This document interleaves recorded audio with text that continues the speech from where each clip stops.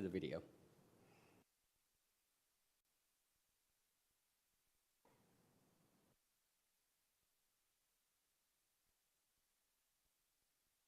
On Monday, December 4th, a patrol officer was inside his vehicle at Fire Station 2 when he heard what sounded like the discharge of a firearm. The officer exited his vehicle and began to investigate the source of the noise when he encountered frightened community members by Fields Park. I'm scared! I don't want you! I'm gonna go try to get them to stop doing that. As additional reports of possible shots fired or fireworks reported to the Emergency Communication Center by concerned community members, the officer determines flares being fired from the back window of a duplex in the 800 block of North Burlington Street. Just had another flare go off here. The flares land near Fields Park, Escuela Key Elementary School, and on North George Mason Drive. Additional officers arrive on scene and attempt to make contact with the suspect inside the residence, but receive no response. After speaking with a neighboring unit, officers access their patio and try to establish contact with the suspect. The suspect continues to fire flares, and officers provide commands to stop. Arlington County Police! Stop shooting the flares!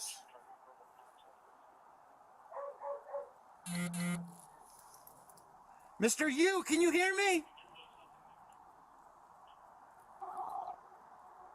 Mr. Yu! Over a 25-minute period, the sound of 41 discharged flares are captured on officer body-worn camera video.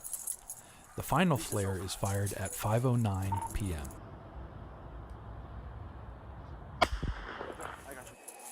Despite repeated attempts by officers, the suspect refuses to communicate and remains barricaded inside the residence.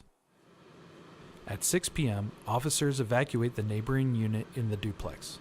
The suspect is believed and later confirmed to be the only individual remaining on the property. Over the next 2 hours, officers continued their on-scene investigation and determined police had no prior documented interactions with the suspect. Neighbors tell officers the suspect is reclusive and has recently covered his windows with black trash bags, thrown trash into the backyard from a window, and strewn toilet paper on trees outside the home. Based on the suspect's observed and described erratic behavior and the unpredictable nature of the incident, officers remain concerned for the safety of the community and obtain a search warrant to recover any weapons inside the home. The emergency response team, including negotiators, respond to execute the search warrant at the home. At 8:02 p.m., members of the emergency response team begin using the public address system and sirens on the armored vehicle to communicate with the suspect and direct him to surrender to police. James, Arlington Police, come to the front door with your hands up. Do it now. We have your building surrounded. You're not leaving. Come to the door now with your hands up and surrender.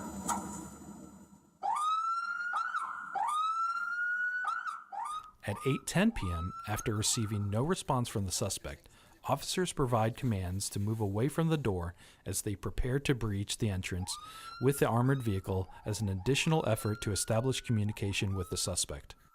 James, this is the Arlington Police Department. We need you to move away from your front door. Move away from your front door. James, this is the Arlington Police Department. We need you to move away from your front door. At 8:11 p.m., the front door of the residence is breached using the armored vehicle. James, stay away from your front door. Stay away from your front door, James. After the door is breached, gunshots are heard from inside the residence. Despite the ongoing threats to themselves, officers continue to try to engage with the suspect to safely bring him into custody. An additional angle of the home being breached by the armored vehicle and shots being fired from within the home can be seen on the body-worn camera from officers positioned outside the home. Away from the front door, James. The Arlington Police Department.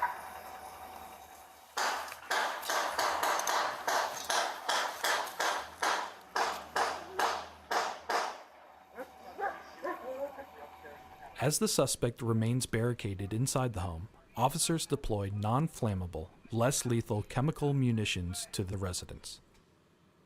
The purpose of this deployment is to cause irritation in hopes of compelling the suspect to surrender. After a munition is discharged, officers continue giving commands while providing a period for the suspect to surrender.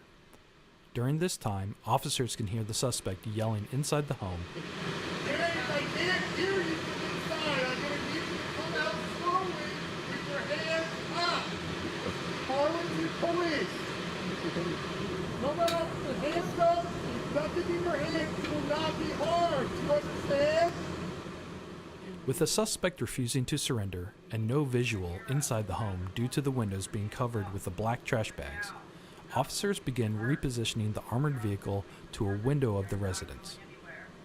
Prior to breaching the window, the home explodes at 8:24 p.m., resulting in a large structure fire.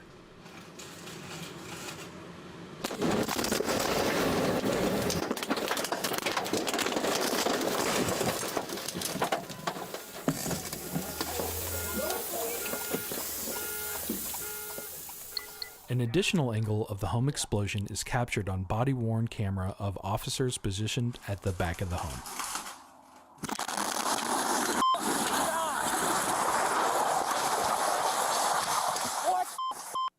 After confirming the safety of all first responders on scene, officers check on neighbors and evacuate them from their homes.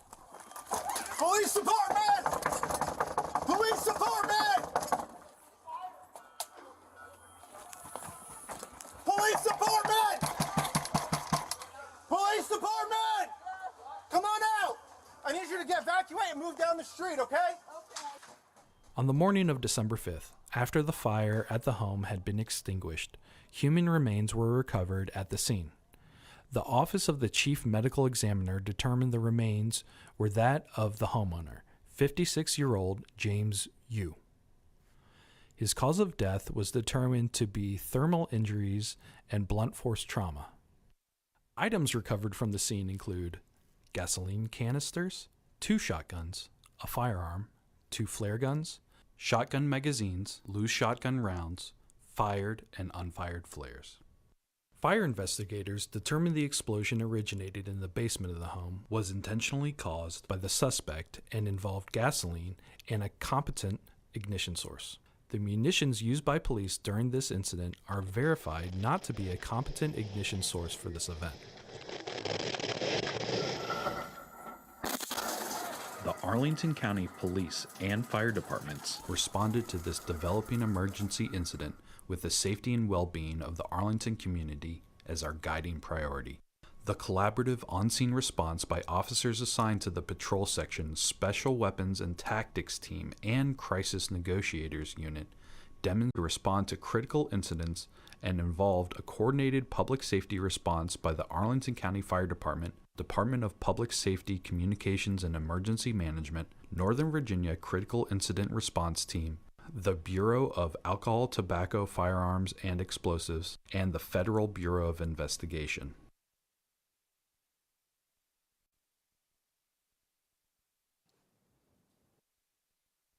As you saw in the video, all first responders approached this developing emergency incident with the safety and well-being of the Arlington community as our guiding priority, and this is highlighted by their decision-making and response actions throughout this evolving incident.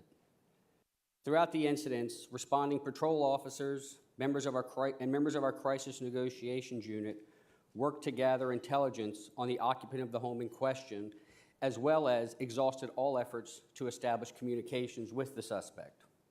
This work included trying to contact relatives or anyone that knew Mr. Yu to learn as much as we could about him to ensure we were doing everything possible to bring this incident to a peaceful resolution.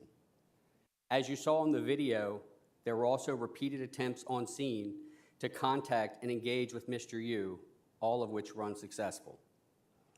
While I will not be recounting all the information provided in the video, I do want to highlight some key points from the response and investigation. In speaking with neighbors, officers learned the suspect was reclusive, rarely came outside, and had thrown trash, including bleach bottles into the yard that day. A neighbor also reported odd behaviors by the suspect, such as having a large quantity of charcoal, lighter fluid, and bleach delivered to the house months prior to this incident. Based on the totality of the circumstances, coupled with the occupant's unwillingness to engage with police, officers remained concerned for the safety of the community and obtained a search warrant to recover any weapons from inside the home. Officers on scene assessed all available information and made a decision to use available police resources, our SWAT team and negotiators, to execute the search warrant to safely resolve this incident. Given the information available, including that the suspect had access to combustible flares, steps were taken to mitigate potential risk of a fire at the scene, including turning the gas off at the home. While we had no indication that the house was going to explode, precautionary measures were taken to mitigate any potential risk to protect the community and first responders. While the SWAT team attempted to execute the search warrant, negotiators continued to exhaust all efforts to establish communications with the suspect, including making announcements on the public address system and attempting phone calls and text messages. As you saw in the video, following the breach of the front door, Mr. Yu fired multiple shots inside the home. This marked a significant escalation by the suspect. Following Mr. Yu's actions, officers began deploying non-flammable, less lethal chemical munitions into the house in hopes of compelling him to surrender. A total of 16 munition rounds were deployed over a period of approximately 8.5 minutes.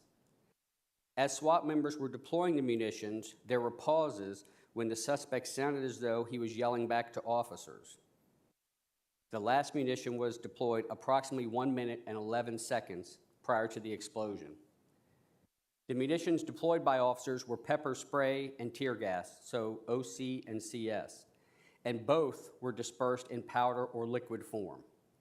All munitions are non-pyrotechnic, which means they will not combust, explode, or start a fire. This incident highlights the unpredictable nature of law enforcement response. Our officers truly never know what is on the other side of a call, but they train extensively to be prepared for anything that may occur.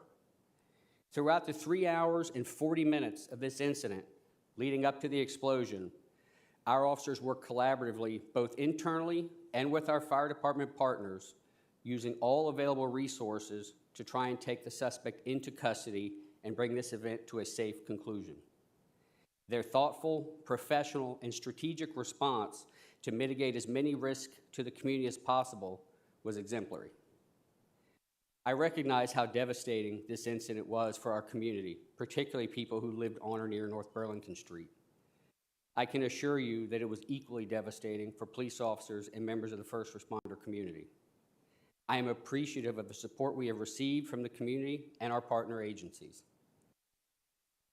Finally, I am incredibly proud of the work of all of our officers and first responders.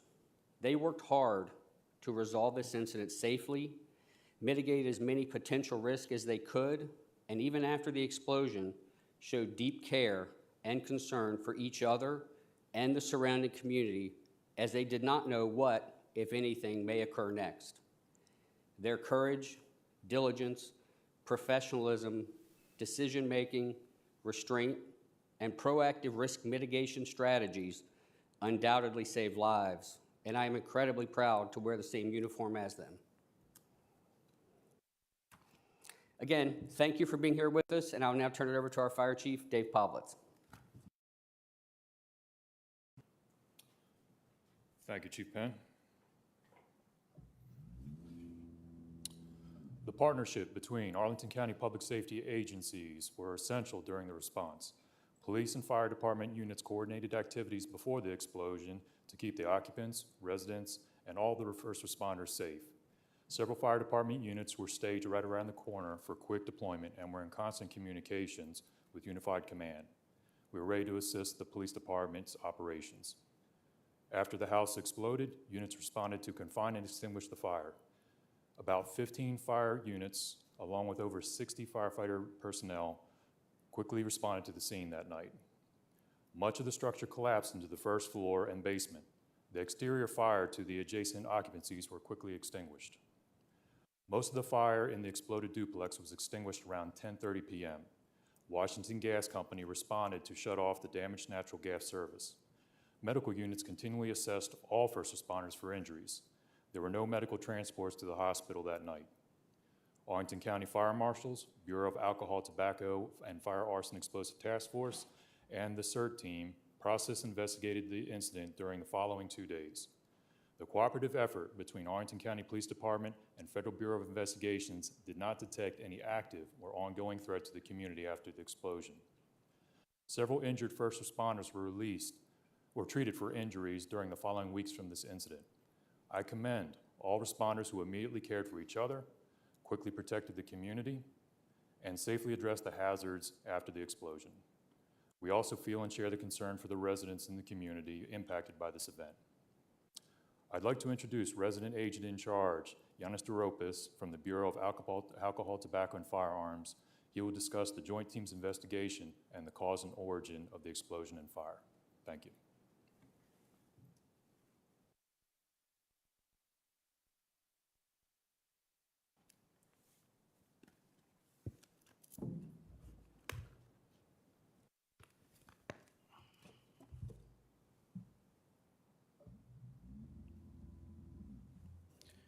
Good morning.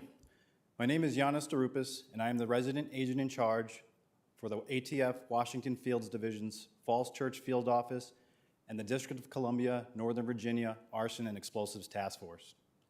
On December 4th, 2023, ATF responded to the house explosion and fire at 844 North Burlington Street, Arlington, Virginia, to support our partners and the community throughout this incident. Many community members and law enforcement partners were affected by this unfortunate tragedy. We empathize with all that were negatively impacted by this event. Over the past several months, the ATF's DC and Northern Virginia Arson and Explosives Task Force worked diligently alongside our partners, the Arlington County Police Department and the Arlington County Fire Department, to complete a post-blast investigation and an origin and cause determination for this incident. ATF personnel and resources that were utilized in this investigation were certified fire investigators, certified explosive specialists, bomb technicians, explosives detection K-9 teams, accelerant detection K-9 teams, laboratory chemists, and the ATF National Laboratory. After a thorough and comprehensive investigation was conducted, our investigators determined the incident was an intentional act by the decedent and has been classified as incendiary. The investigators determined that the event originated in the basement of the residence, that the decedent applied gasoline in the basement of the residence and ignited the gasoline vapors with a competent ignition source. Although we are not able to determine what the specific ignition source was, the likely competent ignition sources that were identified by our investigators were multiple shotguns, a pistol, multiple flare guns, and/or the use of matches or a lighter. The ATF Washington Field Division will continue to pledge our full support and partnership with the Arlington County Police, the Arlington County Fire Department, and the community should they need any further assistance relating to this investigation. Thank you, and now I'd like to turn it over to the Federal Bureau of Investigation Special Agent in Charge, Vermani.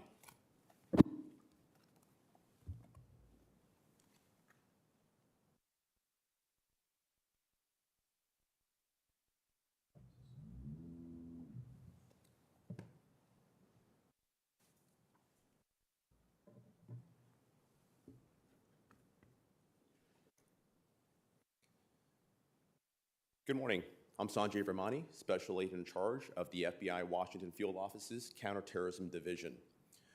I want to thank Chief Penn and Chief Povlitz for the opportunity to participate in this briefing on the house explosion that occurred in December last year.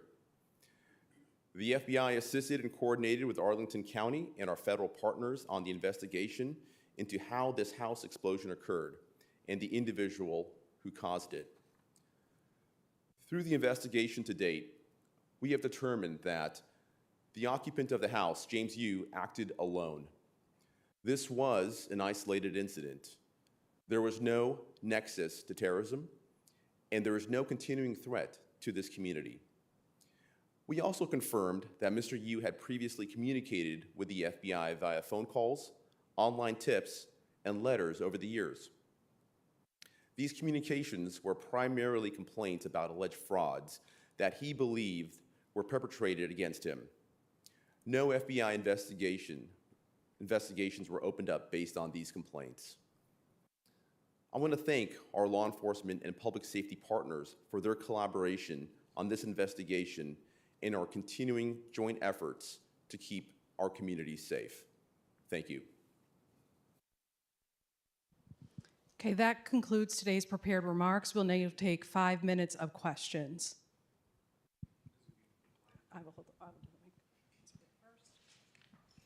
Oh, okay. Hi, I'm Megan McGrath with NBC4. Can you kind of elaborate a little bit on what was happening,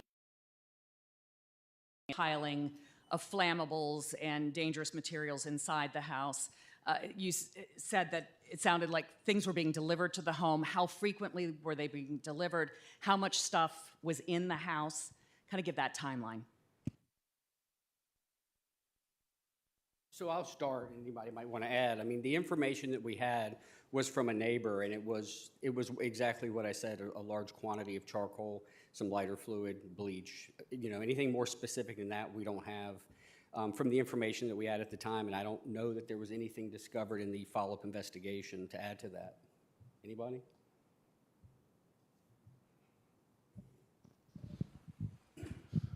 Yes, we were obviously made aware of some social media posts that Mr. Yu had made. Was there anything that came up in a background check that could have predicted something like this would happen?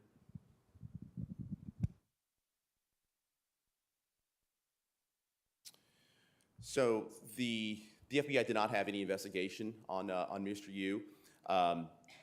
We have worked very closely with our partners in trying to establish any type of motivation that Mr. Yu may have had to cause this type of action. Clearly, there were some postings on social media. We did not find anything in those particular postings that indicated any type of motivation or any type of reason why he might have conducted those actions that eventually caused the explosion. Hi, how are you? Cheyenne Corinne from WTOP News. I know at the beginning you mentioned that you reached out to some of his family members. Could you elaborate any more on the motive or what could possibly cause, or what was his intentions? Was it to potentially harm others, or was it to harm himself going into that day? So yeah, we did just prior to the explosion, a short time before, we were able to make contact with an out-of-state relative. But this information, by the time the information had been obtained, that's sort of right when the explosion occurred. As far as motive, you know, unfortunately, we're not going to know. I mean, there was a lot of look at the social media posts. There was nothing that I'm aware of indicating anything like this. So, you know, the social media posts that we were aware of initially were, you know, some anti-government, maybe anti-law enforcement, but nothing that went to this type of an incident that I'm aware of. Anybody want to add? Did Mr. Yu bring gasoline into the home, or was the gas source the Washington gas line? Did you determine that?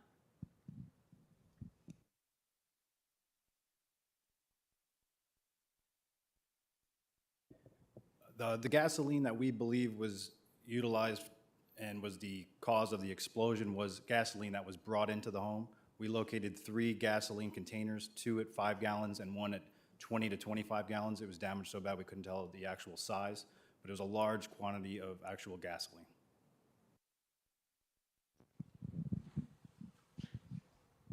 Hi, Matthew with Channel 9. When you say large quantity, just how much are we talking about here?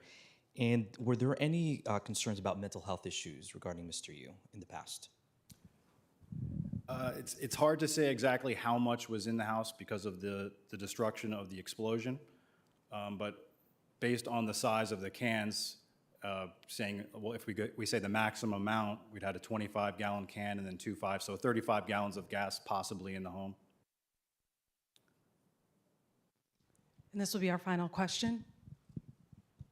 And I wanted to follow up on that second part of the question. Did Arlington County Police, were they ever called for a mental health checkup? And was there ever consideration earlier in the day? I know officer safety is always going to be paramount in something like this, but was there consideration to maybe go in to the house when maybe flares were up instead of later in the evening?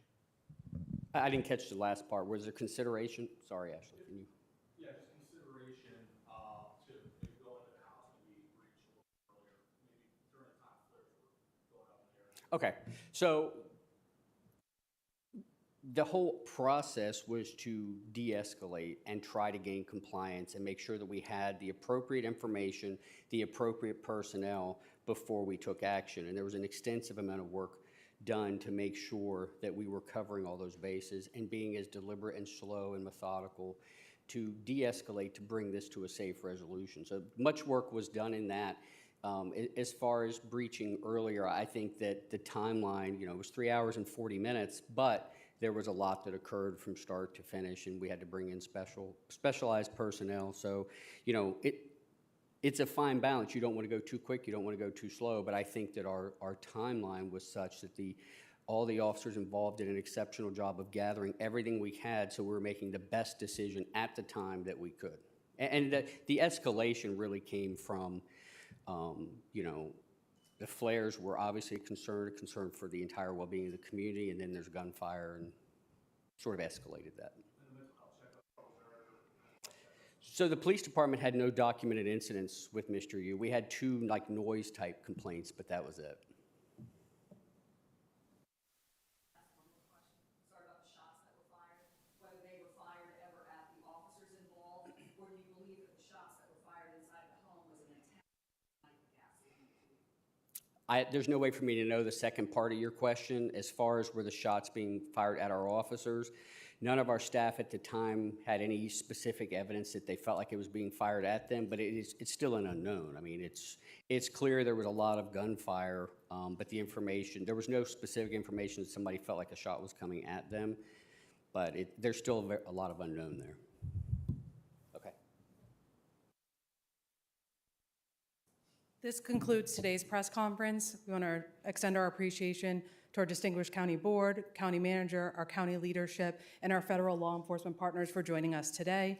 Today's video of the press conference, as well as the timeline video, is available on Arlington County Government's YouTube channel. Thank you for joining us.